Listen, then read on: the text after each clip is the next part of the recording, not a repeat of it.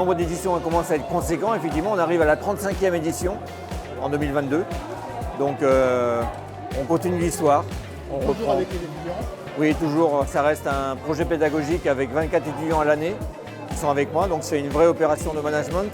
Et comme je dis souvent, je viens au travail avec le sourire parce que c'est quand on fait sa passion au quotidien, en plus on la partage.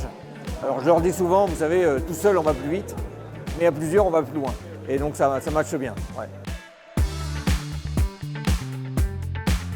Alors cette année 2022 reste une année inédite puisque nous allons accueillir pour la première fois sur l'Hexagone le chemin d'Europe jeune, les 14-17 ans, qui vont se dérouler sur 3 jours, vendredi, samedi, dimanche, 16, 17 et 18 septembre 2022. Et donc on a eu cet honneur d'être choisi par la fédération et par le TU d'accueillir ces chemins d'Europe jeunes.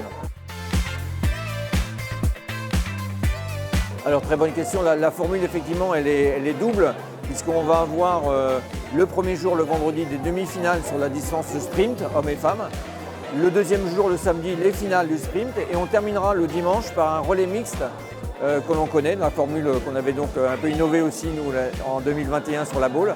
Donc on reprendra cette formule olympique puisque c'était une première aussi au jeu et donc on aura plaisir de finir sur ce relais mixte.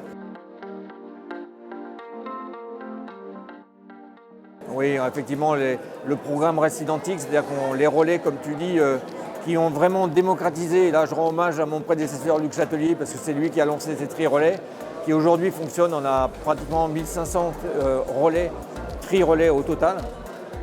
Donc on continue la journée classique, il n'y a pas d'inquiétude à avoir. On aura des journées un peu plus denses. On est sur 3 jours, donc on essaie d'optimiser un petit peu le fonctionnement. Mais tous ceux qui sont habitués à la boule retrouveront les mêmes épreuves que d'habitude. Oui, malgré, alors on vient d'essuyer une édition très particulière, mais on a quand même fait plus de 5000 inscrits et surtout la joie et le bonheur de retrouver la convivialité qu'on avait et de retrouver tout le monde au bord de la baie de la Baule pour refaire du sport ensemble.